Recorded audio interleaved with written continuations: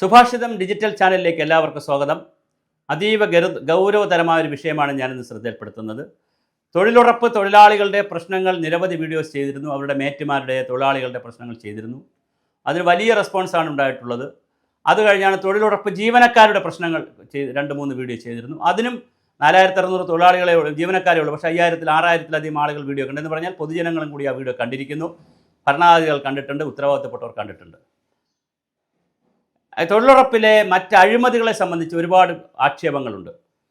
തൊണ്ടാർനാട് പഞ്ചായത്ത് വയനാട്ടിലെ അഴിമതിയെ പിടിച്ചുകൊണ്ട് 4 ഉദ്യോഗസ്ഥരെ സസ്പെൻഡ് ചെയ്തു. അവർ കരാർ ഉദ്യോഗസ്ഥരാണ്, അവരെ സസ്പെൻഡ് ചെയ്തു. അത് വലിയ വാർത്തയാണ് ഇപ്പോൾ ചാനലുകളിൽ.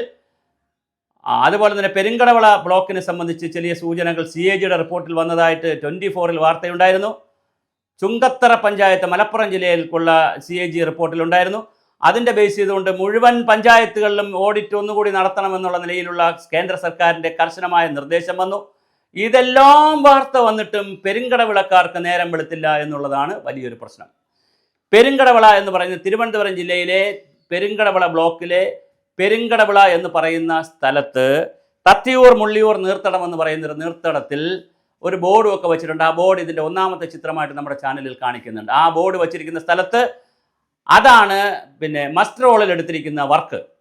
പൊതുസ്ഥലങ്ങളിൽ വർക്ക് ചെയ്യാൻ ഇപ്പോൾ സ്കോപ്പില്ല. പൊതുസ്ഥലങ്ങൾ ചെയ്യണമെങ്കിൽ അതിന് പ്രത്യേക പരിപാടിയുണ്ട്, പ്രത്യേക കാര്യങ്ങൾ ചെയ്യണം. അത് ചെയ്യാതെ ഈ തത്തിയൂർ മുള്ളിയൂർ നീർത്തടത്തിൻ്റെ ഫോട്ടോ എടുത്ത് വെച്ചുകൊണ്ട് അവിടുത്തെ മസ്റ്റർ റോൾ വെച്ചുകൊണ്ട് പിന്നെ ഞങ്ങൾ ഇട്ടിരിക്കുന്ന ഫോട്ടോ അനുസരിച്ചുള്ള ഗ്രൗണ്ടിലെയും അതുപോലെ തന്നെ മറ്റ് റോഡിലെയും വർക്കൊക്കെ ചെയ്തിട്ടുണ്ട്. റോഡിലെ വർക്ക് ചെയ്യുന്നതിനോ ഗ്രൗണ്ടിലെ വർക്ക് ചെയ്യുന്നതിനോ ഞാനെതിരല്ല, ഞങ്ങളാരും എതിരല്ല, ചാനൽ ഒട്ടും എതിരല്ല. ഇഷ്ടമുള്ള വർക്കുകൾ ചെയ്യാം. പക്ഷേ ആ വർക്കുകൾ ചെയ്യുന്നതിന് നിയതമായ നിയമങ്ങളും ചട്ടങ്ങളും ഉണ്ട്. അങ്ങനെ നിയമങ്ങളും ചട്ടങ്ങളും ലംഘിച്ച് ചെയ്യുമ്പോഴാണ് അത് വലിയ ഗുരുതരമായ പ്രതിസന്ധിയിലേക്ക് പോകുന്നതും ഓഡിറ്റ് ഒബ്ജക്ഷൻ വരുന്നതും.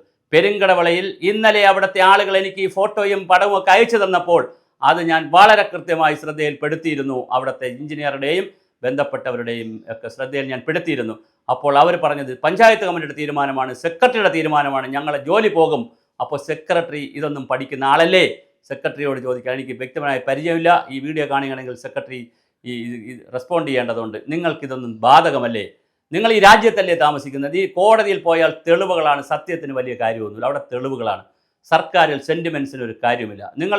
നിങ്ങളുടെ സ്റ്റേഡിയം നിങ്ങൾക്ക് പ്രശ്നമായിരുന്നെങ്കിൽ നിങ്ങൾക്ക് പ്ലാനിൽ ഉൾപ്പെടുത്തി സ്റ്റേഡിയം പണിയാമായിരുന്നു. എത്രയോ പഞ്ചായത്തുകൾ ഇന്ത്യയിൽ പ്ലാനിൽ ഉൾപ്പെടുത്തി സ്റ്റേഡിയങ്ങൾ നവീകരിക്കുന്നു, തൊഴിലുറപ്പ് പദ്ധതിയിൽ ഉൾപ്പെടുത്തി നവീകരിക്കുന്നുണ്ട്. ഇന്ത്യയിൽ ഒരുപാട് സംസ്ഥാനങ്ങളിൽ സ്റ്റേഡിയം നിർമ്മിച്ചിട്ടുണ്ട്. കേരളത്തിൽ തന്നെ പല പഞ്ചായത്തുകളിലും തൊഴിലുറപ്പിൻ്റെ തൊഴിലാളികൾ മാതൃകാപരമായി സ്റ്റേഡിയം നിർമ്മിച്ച് കൊടുത്തിട്ടുണ്ട്.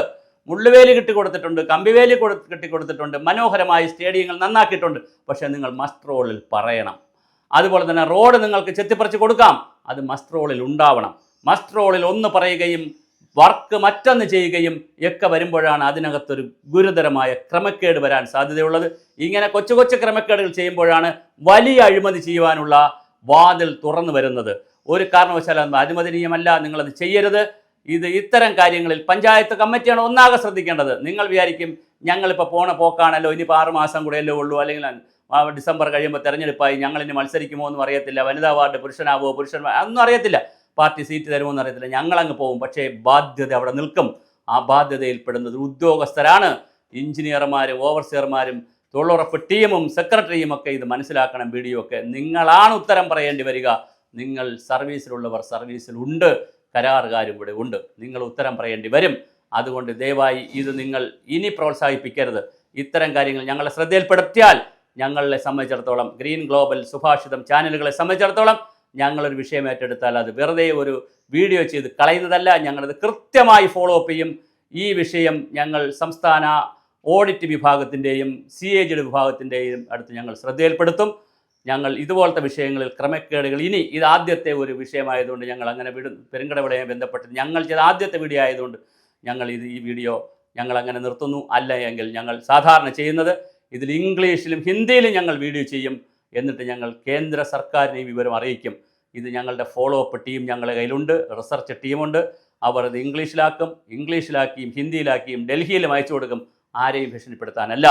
കേന്ദ്ര സർക്കാരായാലും സംസ്ഥാന സർക്കാരായാലും പഞ്ചായത്തായാലും ഒരു പദ്ധതി പ്രഖ്യാപിച്ചാൽ അതിൽ കുറേ നിയമങ്ങൾ എഴുതി വച്ചാൽ ആ നിയമങ്ങൾക്കനുസരിച്ച് പോകണം. ആ നിയമത്തിൽ മാറ്റം വരുത്തണമെങ്കിൽ സർക്കാരിൻ്റെ ഉത്തരവുകൾ കലാകാലങ്ങളിൽ മേടിച്ചു കൊള്ളണം. അല്ലാതെ നമുക്ക് ഇഷ്ടമുള്ളതുപോലെ ഒരു പദ്ധതി നടപ്പിലാക്കാൻ ശ്രമിച്ചാൽ പദ്ധതിയുടെ ഉദ്ദേശശുദ്ധി തന്നെ ഇല്ലാതായി പോകും. അത് പാവപ്പെട്ട നിങ്ങളും ഞാനും ടാക്സ് അടയ്ക്കുമ്പോൾ ആദിവാസികൾ ഉൾപ്പെടെ ഉപ്പും മുളകും പഞ്ചസാരയും ഒക്കെ വാങ്ങുമ്പോൾ കൊടുക്കുന്ന ചില്ലിക്കാശ് കൂടി എടുത്തിട്ടാണ് ഇത്തരം പദ്ധതികൾ നടപ്പിലാക്കുന്നത്. പൊതുജനത്തിൻ്റെ സേവനത്തിന് വേണ്ടിയിട്ടാണ്. ആരുടെയും വയറ്റിപ്പിഴപ്പിനുള്ള പരിപാടിയല്ല ഇത്. കൈയിട്ട് വാരാനും അഴിമതി നടത്താനും ഉള്ളതുമല്ല. ഈ പദ്ധതി ഇപ്പം നടന്ന ഇന്നലത്തെ പ്രവർത്തിയിൽ അഴിമതി ഉണ്ടെന്ന് എനിക്ക് ആക്ഷേപമില്ല. പക്ഷേ ഇതിൽ മറ്റൊരു കാര്യമുണ്ട്, ഒരു ക്രമക്കേടുണ്ട്, ഒരു നിയമലംഘനമുണ്ട് എന്ന് തോന്നുന്നു. അല്ല, ഇനി അങ്ങനെയല്ല എങ്കിൽ തീർച്ചയായും ബന്ധപ്പെട്ട അധികാരികൾ കൂടുതൽ വിവരങ്ങൾ ലഭിക്കുന്ന മുറയ്ക്ക് ബാക്കി വീഡിയോ ചെയ്യുന്നതാണ്. പക്ഷേ എന്തായാലും ഇപ്പം ലഭിച്ച വിവരങ്ങൾ വെച്ച് മാത്രമേ ഒരു പത്രപ്രവർത്തകനെ സംബന്ധിച്ചിടത്തോളം, അത് സോഷ്യൽ മീഡിയ ആയാലും പിന്നെ പത്രങ്ങളായാലും ചാനലുകളായാലും കിട്ടുന്ന വിവരങ്ങൾ വെച്ച് മാത്രമേ അപ്പോൾ കാര്യങ്ങൾ ചെയ്യാൻ കഴിയുകയുള്ളൂ. ഇനി ഇതല്ല, മസ്റ്റർ റോളിൽ മറ്റതുകൂടി പറഞ്ഞിട്ടുണ്ടെങ്കിൽ ആ വിവരങ്ങൾ കൃത്യമായി ലഭിക്കുന്ന മുറയ്ക്ക് നമ്മൾ പ്രേക്ഷകർക്ക് നൽകും. ഇപ്പം നൽകുവാനുള്ളത്, പ്രത്യേകിച്ച് എഞ്ചിനീയർമാരോടൊക്കെ പറയാനുള്ളത്, നിങ്ങൾ ഈ കെണിയിൽ പോയി വീഴരുത്. നിങ്ങൾ ഉത്തരം പറയേണ്ടി വരും. തൊണ്ടാർനാട് അതിനു മാതൃകയായി മുന്നിലുണ്ട്.